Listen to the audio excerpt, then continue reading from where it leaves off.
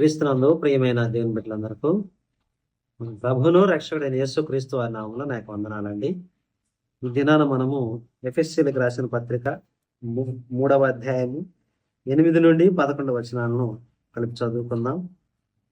దేవుడు మన ప్రభు అయిన క్రీస్తు యేసునందు చేసిన నిత్య సంకల్పం చొప్పున పరలోకములో ప్రధానులకును అధికారులకును సంఘము ద్వారా తన యొక్క నానా విధమైన జ్ఞానము ఇప్పుడు తెలియవలనని ఉద్దేశించి శోధింప శక్యము కాని క్రీస్తు ఐశ్వర్యమును అన్ని జనుల్లో ప్రకటించుటకును సమస్తమును సృష్టించిన దేవుని అందు పూర్వకాలం నుండి మరుగైన ఆ మర్మమును గుర్చిన ఏర్పాటు ఎట్టిదో అందరికీ తేటపరచుటకును పరిశుద్ధులందరిలో అత్యల్పుడైన నాకు ఈ కృప అనుగ్రహించని.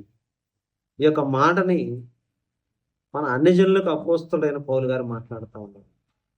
జ్ఞానము ఎక్కడ నుండి వస్తుంది అంటే కేవలము సంఘము ద్వారా మాత్రమే వస్తుంది అన్నది ఇక్కడ మనము పరిశీలన చేయాల్సిన విషయం. ఇక్కడ అందుకే పౌలు గారు అంటా ఉన్నారు, దేవుడు మన ప్రభు అయిన క్రీస్తు యేసునందు చేసిన నిత్య సంకల్పము చొప్పున. దేవుడు ఎవరి పట్ల సంకల్పం చేశాడు అంటే క్రీస్తు యేసులో మాత్రమే ఆయన యొక్క ప్రణాళిక అంతా కూడా సంకల్పము చేసినట్లుగా మనకి ఇక్కడ వాక్యం అనేది తెలియజేస్తూ ఉంది. ఈ యొక్క జ్ఞానము అనేది సంఘము ద్వారా మాత్రమే చెప్పబడతా ఉన్నది. ఈరోజు అనేకులు ఇదిగో మా యొక్క ఇన్స్టిట్యూట్స్ లో మేము జ్ఞానము నేర్పుతున్నాము, మీకు వాక్య అవగాహన రావడానికి మేము ఈ విధంగా బైబిల్ తరగతులు నిర్వహిస్తున్నాము అని చెప్పేసి మాట్లాడుతూ ఉన్నారు. మనం మొట్టమొదట పరిశీలించవలసింది అసలు జ్ఞానం ఎక్కడ నుండి బయలుదేరుతా ఉంది.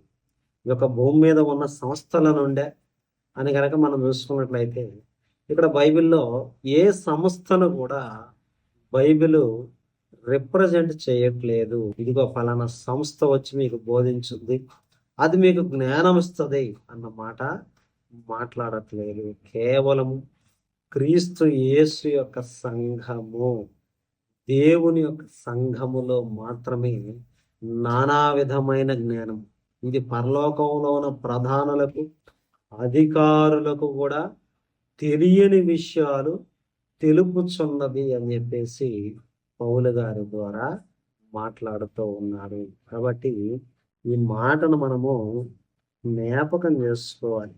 శోధింప శక్యము కానీ క్రీస్తు ఐశ్వర్యమును అన్ని జనులలో ప్రకటించుటకు సమస్తమును సృష్టించిన దేవుని యందు పూర్వకాలము నుండి మరుగై